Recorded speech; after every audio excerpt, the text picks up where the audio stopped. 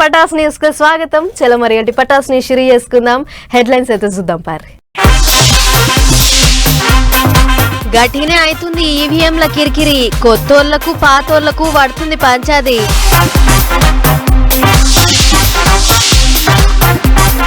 Secretariat కు పోయిండు Pawan sir, పూల వర్షం కురిపించిరు రాజధాని రైతులు.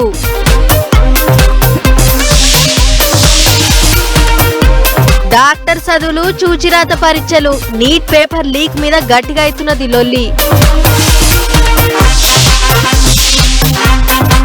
ఇంకా కొస్సెల్లుతలేదు మందు సీసాల కేసు, కవితక్క జైలుకు పోయి అవుతుంది 3 నెలలు. కూరగాయల రేట్లతోని వశమే అయితలేదు, మళ్ళొక్కసారి కొండెక్కి కూసున్నది టమాటా.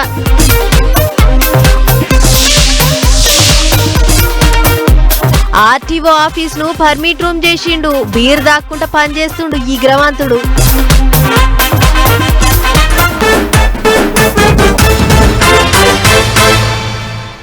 ఎలక్షన్లన్నీ వడిచినాయి, గెలిచిన పార్టీలన్నీ గద్దెనెక్కినాయి, లీడర్లంతా ఫైళ్ల మీద సంతకాలు కూడా చేస్తున్నారు. అయితే అంతా అయిపోయినాక ఇప్పుడు లొల్లి షురువైంది. ఏం లొల్లయ్యా అని అంటే ఈవీఎంల లొల్లి. గెలిచిన పార్టీలకు ఓడిన పార్టీలకు నడుమ ఇప్పుడు కిరికిరి గట్టిగా నడుస్తున్నది. ఈవీఎంలు చేయబట్టి ఓడినమని కొన్ని పార్టీలు అంటుంటే, మీరు గెలిచినప్పుడు మరెందుకో గిదే మాట అనలేదు అని గెలిచిన పార్టీలు అంటున్నాయి. మొత్తానికి లడాయి దేశం అంతటా ఇనబడేటట్టు అవుతుంది. సంగతి ఏంటిదో ఒక్కసారి అరుచుకొని వద్దాం. పారి ఓట్లేసే ఈవీఎం మిషన్లను ఉల్టా పుల్టా చేయొచ్చు, ఎలక్షన్ల ఫలితాలు తారుమారు చేయొచ్చు అని కరెంటు కార్లు తయారు చేసే ఎలాన్ మస్క్ అమెరికాలో చెప్పిన ముచ్చట్లు ఇప్పుడు మన దిక్కు కూడా చిచ్చు పెట్టినాయి. అందులో ఏపీలో ఈవీఎంల కిరికిరి ఇంగింత పెద్దగా అవుతున్నది. మాజీ సీఎం జగనాలు సారు ఇంటర్నెట్ గుట్లే ఈవీఎంలు తీసేయాలి, మళ్ళా డబ్బాల కాగితాలు వేసే ఓట్లే ఇచ్చాలి అని కామెంట్ రాసిండు. ఎన్నడు లేనిది కూటమి సర్కారు గద్దెనెక్కిన వెంటనే గిసోంటి కామెంట్ రాష్ట్రాలకు అందరూ పరేషాన్ అవుతున్నారు. ఇప్పుడు సైకిల్ పార్టీ వాళ్ళు మాజీ ముఖ్యమంత్రి మీద గయ్యన లేచిండ్రు. 2019 ఎలక్షన్లలో గెలిచినప్పుడు ఏం మాట్లాడిండో ఆ పాత వీడియోలు అన్ని బయటికి తీసి ఆడిపోసుకుంటున్నారు. మంత్రి లోకేష్ సార్ కూడా ఎక్స్ గూట్లే పాత వీడియో పెట్టి అప్పుడు ఎందుకో గిట్లా మాట్లాడిండ్రు మరి అన్నట్టు కామెంట్ రాసిండు. సైకిల్ పార్టీ లీడర్లు అంతా పాత సీఎం పెట్టిన కామెంట్ మీద గట్టిగా కోపానికి వస్తున్నారు. ఈ మాజీ ముఖ్యమంత్రికి బుర్రపోయినట్టు ఉంది. ఈయన ముందు హాస్పిటల్లో తీసుకెళ్లి జాయిన్ చేయించాలని కోరుకుంటున్నాం. ఎందుకంటే ఇదే వ్యక్తి 2019లో ఈయన చేసిన వ్యాఖ్యానాలు ప్రజలతో 80% మంది ఓట్లేశారు, మాకు అక్కడ ఏముంటే అక్కడ ఇదైంది, ఇవి బాగా పనిచేసినాయి ఇవాళ ఈవీఎంలు అని చెప్పి మంచి వ్యాఖ్యానించి వాళ్ళు వచ్చి ఓటమిని అంగీకరించక అదొక నెపం తోస్తా ప్రజల యొక్క తీర్పును గౌరవించటం కూడా నేర్చుకోలేదు. కాబట్టి ఈయన పార్టీ కానీ ఈయన కానీ ఈ స్థితిలో ఉన్నారు. ఇంకో దిక్కు ఎలక్షన్లలో ఓడిపోయిన ఫ్యాన్ పార్టీ లీడర్లు ఒక్కొక్కళ్ళు నిమ్మలంగా బయటకు వస్తున్నారు. సత్తెనపల్లిలో ఓడిపోయిన మాజీ మంత్రి అంబటి సారు మైకుల ముంగటికి వచ్చి ముచ్చట్లు చెప్పిండు. ఈవీఎం మిషన్లు తీసేయాలి అన్నట్టు మాట్లాడిండు. ఈవీఎంస్ మీద చాలా మంది దేశవ్యాప్తంగా ప్రపంచవ్యాప్తంగా అనుమానాలు వ్యక్తం చేస్తున్నటువంటి దశ. దాని మీద చాలామంది జగన్మోహన్ రెడ్డి గారు ట్వీట్ చేశారు, మరి మన ట్విట్టర్ అధినేత ఆయన ట్వీట్ చేశాడు, చాలామంది మాట్లాడుతున్నారు. అది ఒక డిబేటింగ్ పాయింట్. దేశవ్యాప్తంగా డిబేట్ జరగాల్సిన అవసరం ఉంది, జరుగుతుంది కూడా. ప్రజల్లో కూడా ఎక్కడికి వెళ్ళినా ఏమండి మేము వేసిన ఓట్లు ఏమవుతున్నాయి అన్నారు. ప్రజలకు అనుమానాలు ఉన్నాయి. ఏపీ లీడర్ల ముచ్చట్లు అట్లుంటే ఇటు తెలంగాణ చెయ్యి పార్టీ లీడర్లు కూడా ఈవీఎంలు తీసేయాలి, మళ్ళా డబ్బాలల్లో ఓట్లేపియాలి అన్నట్టే మాట్లాడుతున్నారు. ఎలాన్ మస్క్ ఇండియాలో జరిగిన ఎలక్షన్స్ మీద చేసిన కామెంట్స్ వాస్తవానికి కొంత దగ్గరగా ఉన్న పరిస్థితిని నేను అయితే వ్యక్తిగతంగా గమనించిన. 2018 ఎలక్షన్స్లో నా ఎలక్షన్స్లో జరిగిన అవకతవకల అంశాలన్నీ కూడా ఈరోజు ఎలాన్ మస్క్ అభ్యంతరాల రూపంలో విన్న పరిస్థితి. ఈరోజు కేంద్ర ప్రభుత్వానికి ఏమాత్రం చిత్తశుద్ధి ఉన్నా ఎలక్షన్ కమిషన్ ఆఫ్ ఇండియా యొక్క పనితీరు మీద వాళ్ళను ప్రూవ్ చేసుకోవాలన్నా కూడా ఒక జాయింట్ పార్లమెంటరీ కమిటీ లాంటిది కానీ, లేదంటే సుప్రీంకోర్టు చీఫ్ జస్టిస్ నేతృత్వంలో ఎలక్షన్ కమిషన్ రెస్పాండెంట్స్ను తర్వాత ఆల్ పార్టీ డెలిగేషన్ను కనుక పెట్టి ఒక ఉన్నత స్థాయి ఎంక్వైరీ కనుక జరిపితే వాస్తవాలు బయటకు తెలవాల్సిన అవసరం ఉంది. గిట్లా ఈవీఎం మిషన్ల కిరికిరి గట్టిగానే అవుతున్నది. అయితే ప్రతిసారి ఎలక్షన్లు ఓడిసినాక గిసోంటి ముచ్చట్లే వినిపిస్తుంటాయి గాని వెనక చీరికి ఎవరంతకు వాళ్ళు ఉంటున్నారు. మళ్ళా 5 ఏళ్లు గడిచటాలకు సాపుడు దాకా మిషన్లలోనే ఓట్లేస్తున్నారు. ఈవీఎంల పంచాది ఎటు కొసెలుతలేదు అనుకుంటారు ఇప్పుడు పబ్లిక్.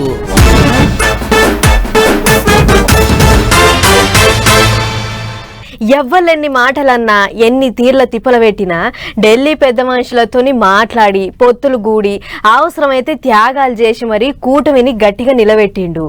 ఏపీల కూటమి సర్కార్ను గద్దెనెక్కేనికే మస్తు తిప్పల పడ్డాడు. అందుకే ఇప్పుడు బాబు సార్ తర్వాత పవన్ సారే అన్నట్టుంది పరిస్థితి.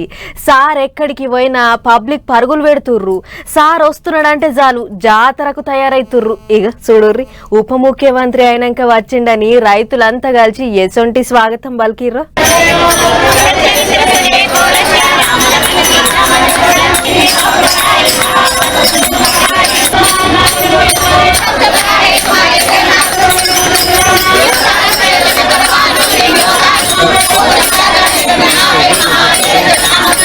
ఓ దిక్కు ఆడోళ్ళంతా తాళాలు కొట్టుకుంటా భజన చేసిండ్రు. అమరావతి పనులు మళ్ళా సురువైనాయని అంజన్నకు పబ్బతి పట్టి చాలీసా చదివిండ్రు. ఇంకో దిక్కు ట్రాక్టర్లతోని పువ్వులు తీసుకొచ్చిండ్రు. సీఎం సార్ వస్తే ఎట్లయితే బాటంతా పూలు పరిచి ధూమ్ధాం చేసిండ్రు, ఇప్పుడు ఉప ముఖ్యమంత్రి పవన్ కళ్యాణ్ సార్ వచ్చిండని కూడా రైతులు పూల వాన కురిపించిండ్రు. అగ జొడెర్రే బాట అంతా బంతి పూల రెక్కలతోని నిండిపోయింది. అడుగడుగున దండాలు పెట్టుకుంటా పూలు చల్లుకుంటా గజమాల లేచి ఘనంగా దొలకపోయిండ్రు. అభిమానులైతే బాటి అంట పరుగులు పెట్టిండ్రు. బండ్లు ఎమ్మటి ఉరుక్కుంటా ఎమ్మటి పడ్డారు. అక్కడక్కడ అక్కచెల్లెన్లు కనిపిస్తే సారే బండ ఆపి ముచ్చట్లు పెట్టిండు. చిన్న పొల్లగాన్లను సంకనెత్తుకున్నాడు.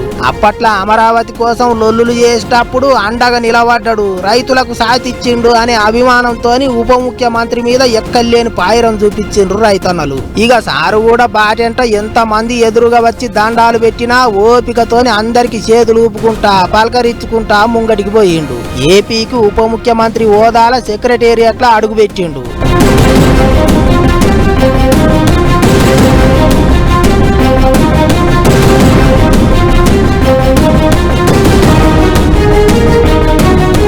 ఇక ఇప్పటికే సారు ఊకొని అన్ని సౌలతులున్న రూములు తయారు చేసి పెట్టిండ్రాట.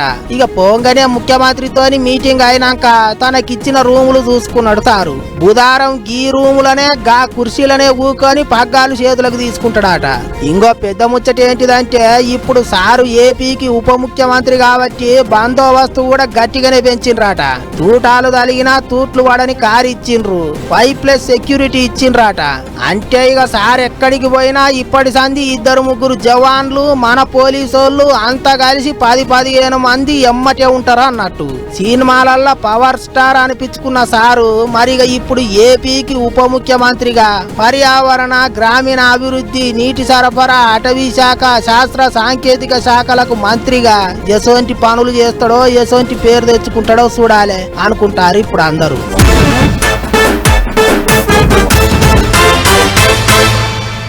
ఓ సర్కార్ బడి గోడల మీద గిట్ల రాసిర్రట.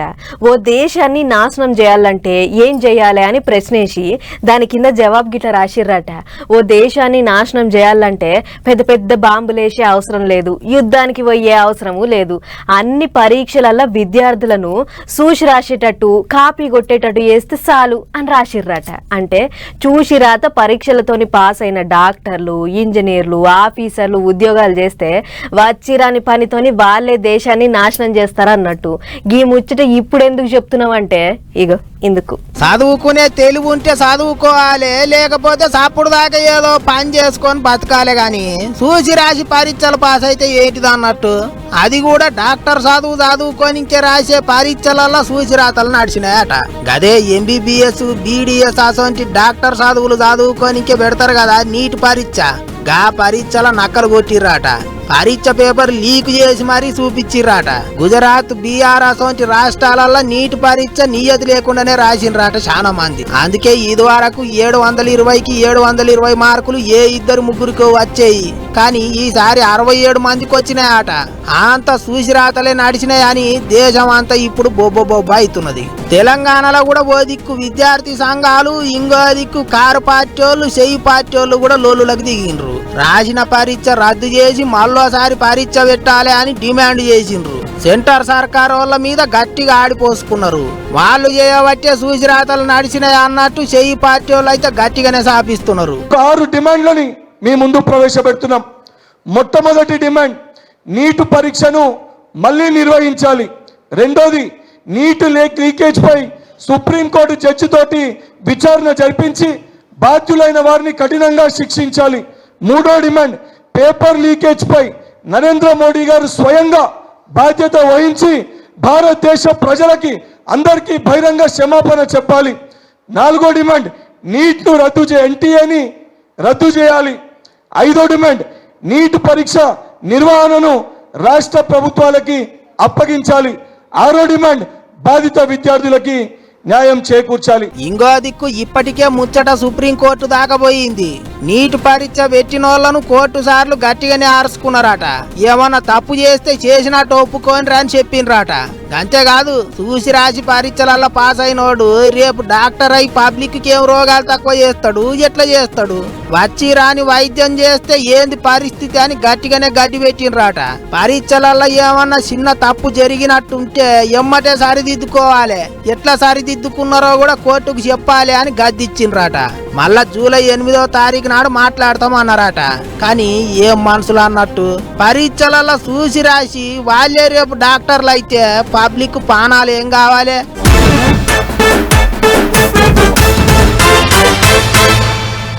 తెలంగాణలో కార్ పార్టీ అధికారంలో ఉన్నప్పుడు మా అక్కకు నోటీసులు ఇస్తారా, మా అక్కను విచారణకు పిలుస్తారా, మా అక్కను అరెస్ట్ చేస్తామని అంటారా, ఏ పార్టీ అరెస్ట్ చేస్తారో చెయ్యుర్రి అని జబ్బల్ సర్స్కూరు కార్ పార్టీ లీడర్లు.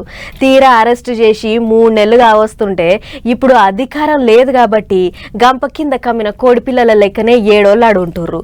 కానీ సాటి ఆడి మనిషి జైల్లో ఎంత తిప్పలు పడుతుందో అని అరుసుకుందానికి పోయిర్రు గీ అక్కలు. మందు సీసాల దందా కేసులో ఎమ్మెల్సీ కవితక్క జైల్లో పడి 3 నెలలైంది. వారం రోజులు ఈడీ ఆఫీసర్లు విచారణలు చేసినాక ఆడికెంచి తీహార్ జైలుకు పంపించారు కోర్టోళ్ళు. అప్పటి సంది ఇప్పటిదానిక జైల్లోనే ఉన్నది కవితక్క. నాకేం తెలియదు, దొంగ కేసులు బనాయించిర్రు, నన్ను ఇడువురి, నాకు బెయిల్ ఇయ్యిర్రి, అమ్మను చూడబుద్ధి అవుతుంది, కొడుకు పరీక్షలున్నాయని ఎన్నెన్ని తీర్లకు అడిగినా ఇంకో 3 వద్దులు ఇంకో 4 వద్దులు అనుకుంటా వాయిదాల మీద వాయిదాలు ముందరికైతే జరుపుతున్నారు గాని కోర్టోళ్ళు బెయిల్ అయితే ఇస్తలేరు. గిట్లా అక్క జైల్లో పడి 3 నెలలు అవుతుంది కానీ అక్కను గాండోళ్ళే లేరు, మందలు ఇచ్చిన వాళ్ళు లేరు, మంచి చెడ్డలు అరుచుకున్న వాళ్ళు లేరు. కార్ పార్టీకి అధికారం పోయింది, అక్క జైల్లో పడ్డది. నాయనకు ఒంట్ల పానం మంచిగా లేదు, పైరవి చేద్దానికి అన్నకు తీర్తలేదు, బావ మస్తు బిజీ అయిండు రాజకీయంలా. ఇక ఎవరు పోకుంటెట్టా అనుకున్నట్టున్నారు ఈ అక్కలు. మాజీ మంత్రులు సబితమ్మ, సత్యవతి రాథోడు మేడాలు ఇద్దరికిద్దరు తీరిక చూసుకొని తీహార్ జైలుకు పోయారు కవితక్కను కలిసేతందుకు. ఒంట్ల పానం ఎట్టెట్టుంది, అన్ని తీర్ల సవలతులు అందుతున్నాయా లేదా అని అన్ని అడిగి తెలుసుకున్నారట అక్కని. బాబే నా బలం అనుకుంటే నాయన సపోర్ట్ చేస్తలేడు, పార్టీ వాళ్ళే నా బలగం అనుకుంటే పార్టీ లీడర్ లెవెల్ చూడ్డానికి వస్తలేరు అనుకుంటున్న కవితక్కకు ఇప్పుడు సబితక్కను ఇటు సత్యవతక్కను చూడంగానే దుఃఖం వచ్చినట్టు అయిందట. ఇక ఇదిట్టుంటే ఇటు జైలున్న కవితక్కకు దినం 5 నిమిషాలు ఇంటిలతోని ఫోన్లో మాట్లాడుకునే సౌలత్ ఇచ్చిరట కోర్టు సార్లు. చూస్తుంటే బంక సాగినట్టు దినం ఇంత సాగుతుందే తప్పితే ఇప్పట్లో బెయిల్ వచ్చేటట్టు కానొస్తలేదు, అక్క బయటకు వస్తట్టు ఆపడతలేదు. మరి చూడాలి కవితక్క ఎప్పుడు బయటకు వస్తుందో, మందు దందా కేసులు ఇంకెన్ని మలుపులు తిరుగుతాయో అనేదిగా.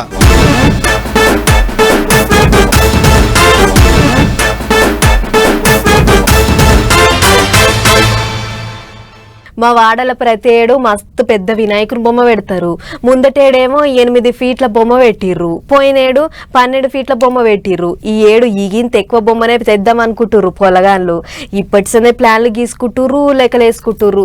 ఎంత పెట్టినా ఖైరతాబాద్ వినాయకుని అంత కాతీయుర్రి అన్నట్టు వినాయకుని చవితి పండుగ దగ్గరకు వస్తుంది కదా.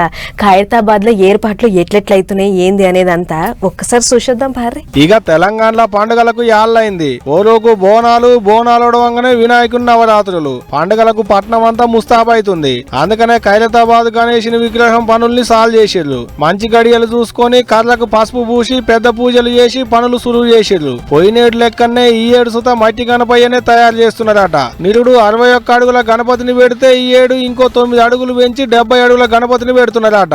70 ఏండ్ల సంధి పెడుతున్నారట ఖైరతాబాద్ లో గణేశుని విగ్రహాన్ని. ఒక్క అడుగుతోని సాలయ్యి 70 అడుగులకు పోయిండు ఖైరతాబాద్ గణేశుడు. రాష్ట్రంలోనే పెద్ద పెద్ద గణేశుని ఇక్కడనే పెడుతుంటారు కాబట్టి దేవుణ్ణి ఏ రూపంలో తయారు చేస్తారు అనేది ముచ్చట అటంక చెప్తాడట.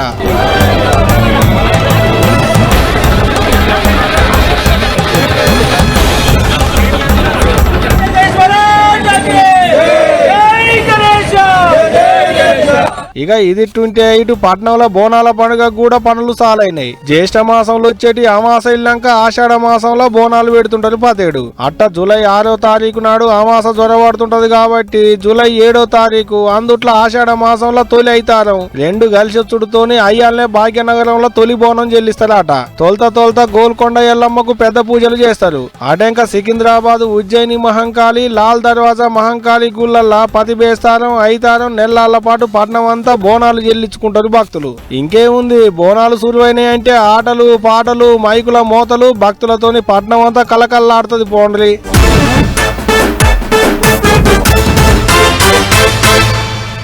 ఇక వానలు పడుతున్నాయి కదా, ఇంటి ముంగట్నో లేకుంటే ఇంటి వెనకనో ఖాళీ జాగున్న కాడ 4 కూరగాయల మొక్కలు వేసుకోర్రి, 4-5 తీర్ల కూరగాయలు పెంచుకునేటి ఉపాయం చేసుకోర్రి. అన్నేమో గాని టమాటా చెట్లు మాత్రం తప్పకుండా వేసుకోర్రి. ఎందుకంటే ఇప్పుడే మామూలు కొనలేకుంటాయినాయి. రాను ఇంకెట్లుంటదో ఏమో, ముందు జాగ్రత్తగా చెప్తున్నా. అన్ని తోటలలో నాడు పెట్టిన చెట్లకు కూరగాయలు కాస్తుంటే టమాటీల చెట్లకు పైసలు కాస్తున్నాయి. ఆవు ఎన్ని టమాటీలు కాస్తే అన్ని పైసలే టమాటీలు పండించిన వాళ్ళకు. ఇంతకు మునుపు టమాటీలు పండించి కోటీశ్వర్లు అయిన వాళ్ళు చూస్తున్నారు. నిన్న మొన్నటి దానిక ఎవ్వలు కాలని టమాటీలు ఇప్పుడు కొందామని పోతే కొంకులు నరికినట్టే చేస్తున్నాయి. అన్నమయ్య జిల్లాలున్న మదనపల్లి అంగట్ల కిలో టమాటీలకు ఏం తక్కువ 70 నుంచి 75 రూపాయలు అమ్ముతున్నారు బేరగాండ్లు. వారం దినాలకించి దినం ఇంత పెరుగుతూనే ఉన్నది కానీ తగ్గనైతే తగ్గుతలేదు టమాటీల ధర. టమాటీలు పండించుడు తగ్గింది, రేట్లు పెరుగుతున్నాయి. ఇంతటితో తగ్గుతుంది, ఇగేం పెరుగుతుంది అనుకున్నారు. ఇంకో వారంలో 100 మీదనే అయినా అవుతుండొచ్చు అంటున్నారు అంగట్ల బేరాలు చేసేటోళ్ళు. ఒక్క టమాటీలే కాదు, ఏది కొనబోయినా గిదే కథ అవుతుంది. ఇక ఆకుకూరల ధరలు అయితే మందలు ఇచ్చేటట్టే లేవు. పాలకూర 120, కొత్తిమీర పుదీనా కట్టలు 260, పచ్చిమిరపకాయలకు 180. ఇక ఉల్లిగడ్డల్ని మందలు ఇస్తేనే కండు మండుతున్నాయి. బెండకాయలు 100, క్యారెట్లు 100, బీరకాయ 140, ఆలుగడ్డ 60. గిట్లా ఏది కొనబోయినా కిలోకు 50 రూపాయలకు మీదనే ఉన్నది. రాను ఇంత పెరిగేటట్టే ఉన్నది తప్పితే తగ్గుడేం కానొస్తలేదు అంటున్నారు. అన్నేమో గాని టమాటీల ధరలు ఇంటనే దయ్యం పడుతుందట పబ్లిక్ కు. ఏ కూర వండాలన్నా టమాటీలు లేకుంటే పనే కాదాయే. టమాటీల పులుపు తగలకుంటే ముద్ద దిగదాయే, నాలుకెక్కు రుచి తగలదాయే. ధరలు చూస్తేనేమో కొండెక్కి కూసుండే. ఏం కొనేటట్టు లేదు, ఏం తినేటట్టు లేదు పోండ్రి. చూడాలే ముందు కూరగాయల ధరలు ఇంకెట్టుంటాయి ఏంది అనేటిదిగా.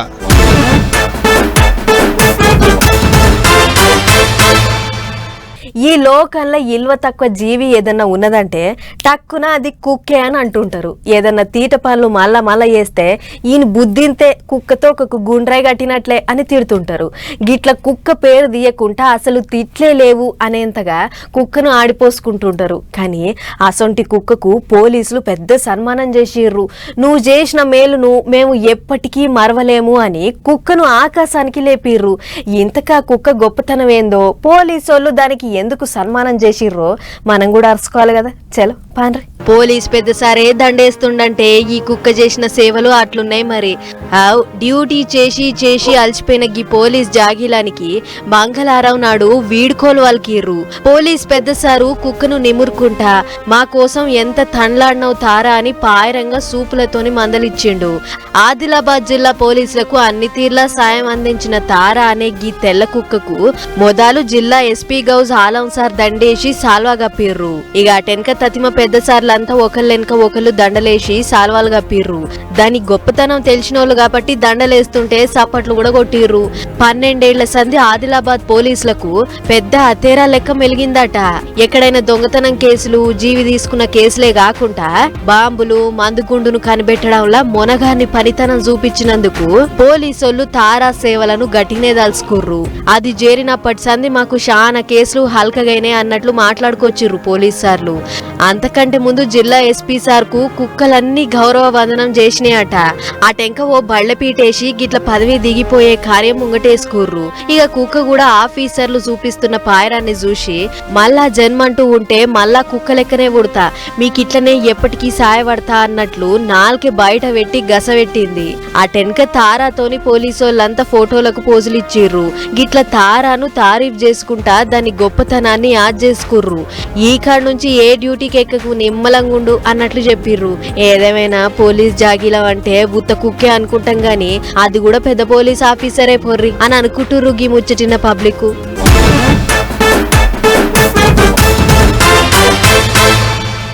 అప్పట్లో ఇంట్లో ఎవరన్నా కాలం చేస్తే సావుకార్యం అంతా చేసి దినాలప్పుడు గంగిరెద్దుల వాళ్ళని పిలిచేటోళ్ళు.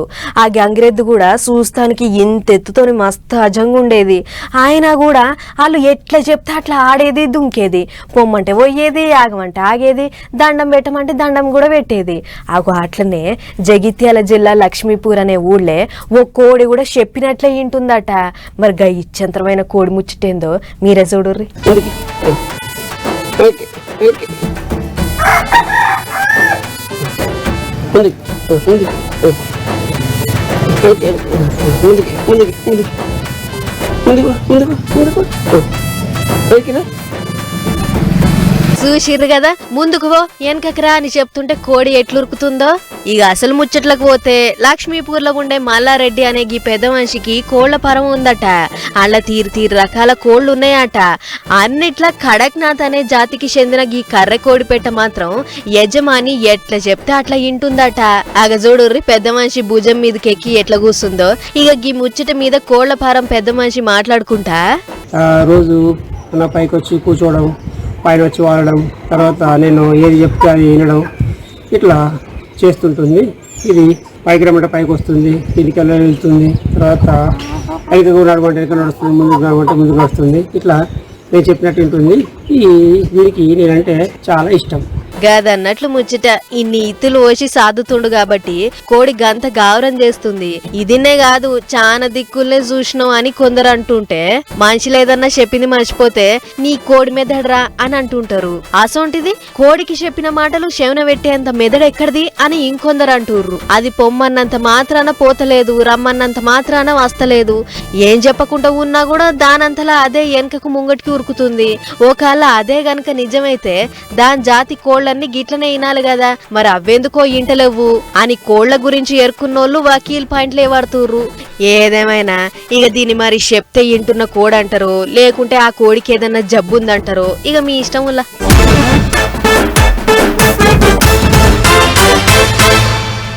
అరే ఇంకో ముచ్చట్టున్నది, ఆ శబ్దమని అన్ని ముచ్చట్లలో వాడి మర్చిపోయినా. అదైతే ఒక్కసారి ఇనొద్దాం పారి. అందరు ఏదన్నా పని చేసి అలసిపోతే ఓ పెగ్గు తీసుకుంటారు గాని ఈయనకు మాత్రం బీరేస్తేనే గీ బోర్డు మీద చేతు అటు ఇటు ఆడుతుందట. లేకుంటే చేతులకు వణుకుడు పెట్టినట్లయి పని ముంగట పడదట. అందుకే కొలువు చేసే ఆఫీసులకే ఏకంగా చల్లటి బీర్ సీసా తెచ్చుకుండు మోతేవారి. మేపాద్ ఆర్టీఓ ఆఫీస్ లో కంప్యూటర్ ఆపరేటర్ గా కొలువు ఎలగబెడుతున్న గీ సురేష్ అనే పనిమంతుడు మూత కొలాయించున్న బీర్ పక్కపొంటి పెట్టుకుండు. గాడికో బుక్క అన్నట్లు లేపుకుంటా పని చేస్తుండట. మరిగా పనితనం చక్కగా ఉందో లేకుంటే నిస్స మీద తప్పులు కొడుతుండో ఇక ఆయనకే తెలవాలే. సారు నేనొచ్చి చాలా సేపాయే, జర్ర దూరంకెచ్చి వచ్చిన నా పని చెయ్యి అని అంటే, ఏహే ఉండవయ్యా నేనీడ మస్తు బిజీలో ఉన్నా అని అనుకుంటా గుట్క మీద గుట్క లట్ట లట్ట చేస్తుండట. అయ్యగారి అవ్వల్దారి పనితనం జయంగా ఒకటే దెబ్బకు ఆఫీస్ అంతా జామ్ అయిందట. ఇక సారు పంక కింద బీర్ దాక్కుంటా గంత కష్టపడు చూసిన అక్కడికి వచ్చిన జనాలు గీ సారు ఉత్త సీసుతోనే తాగుతుండు.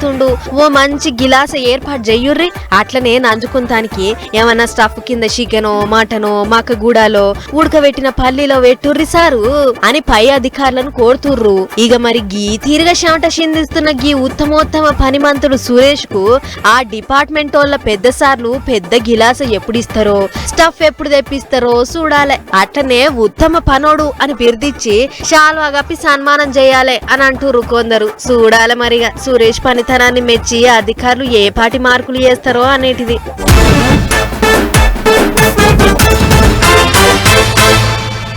చలో మరి ఇవ్వనమాట ఇయాల్టి పటాస్ న్యూస్ ముచ్చట్లు. ఇంకో ఎపిసోడ్ లో మళ్ళీ కలుసుకుందాం. నమస్తే.